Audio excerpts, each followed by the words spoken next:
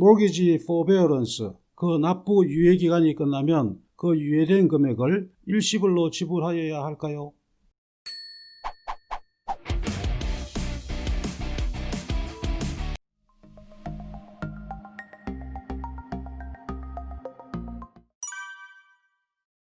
미국의 양대 국책 모기지 기관인 페니메이나 프레디맥은 그들 기관이 소유한 모기지라면 프라이머리 홈은 물론 세컨 홈 또는 인베스트먼트 프로퍼티의 경우라도 바로어가 이번 코비드 사태로 모기지 페이먼트를 할 수 없어 그 지급 유예를 신청하는 경우 그것을 허락해주고 있습니다. 시중 모기지의 거의 66%를 양대 모기지 기관인 페니메이나 프레디맥이 소유하고 있는데 본인의 몰기지가 위의 두 기관이 소유한 몰기지에 해당하는지 여부는 몰기지 스테이트먼트에 나오는 몰기지 서비스 회사에 연락해 보시거나 두 기관의 웹사이트를 방문하여 룩업 툴에 본인의 몰기지 정보를 입력하면 확인할 수 있습니다. 이미 많은 분들이 포베어런스를 신청하여 지급 유예를 받으셨거나 지금도 포베어런스 신청을 고려하시는 분들이 있는 줄로 압니다.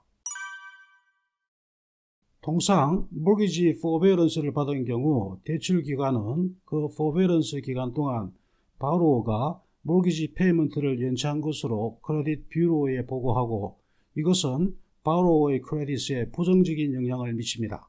그러나 이번의 포베어런스와 관련하여서는 그 신청자가 포베어런스를 신청하기 전에 모기지 지급 연체 기록이 없었고 포베어런스 플랜에 따라 페이먼트를 정상적으로 하였다면 비록 포베어런스를 받았다 하더라도 그 기간 동안 연체 기록이 없었던 것으로 처리하도록 하였습니다. 이번에 시행되는 모기지 지급 유예는 CARES 액트에 의해 최장 12개월까지 가능합니다.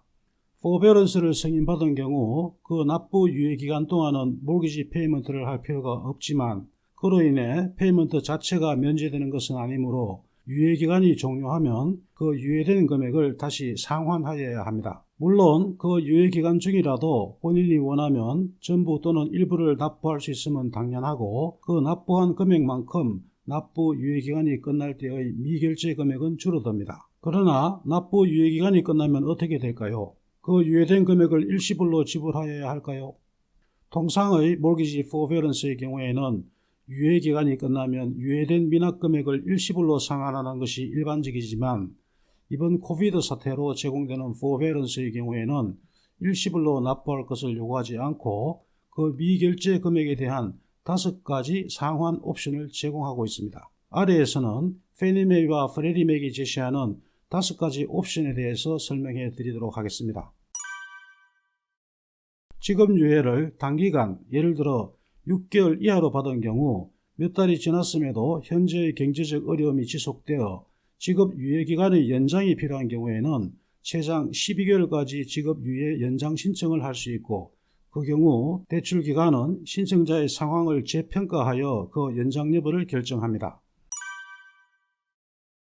유예받은 모기지 페이먼트 금액 전액을 일시불로 상환함으로써 기존의 대출 기간, 대출 조건을 원래의 상태대로 유지하는 옵션을 말합니다.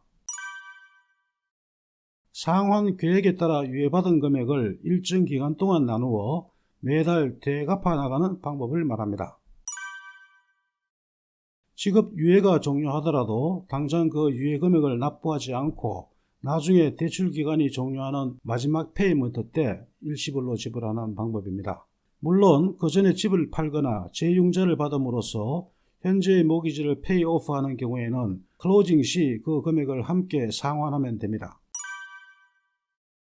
위의 3가지 경우는 경제적 위기 상황이 극복되어 현재의 월 모기지 페이먼트 지불은 문제가 없고 단지 유예받은 금액의 지불 방법에 관한 옵션이지만 그러한 경우와 달리 바로 본인의 경제적 어려움이 지속적이어서 현재의 월 페이먼트도 감당할 수 없는 지경이라면 모기지 대출 계약 기간을 연장함으로써 이자율을 낮추고 월 페이먼트를 줄이는 쪽으로 모기지 론을 변경하는 방법입니다.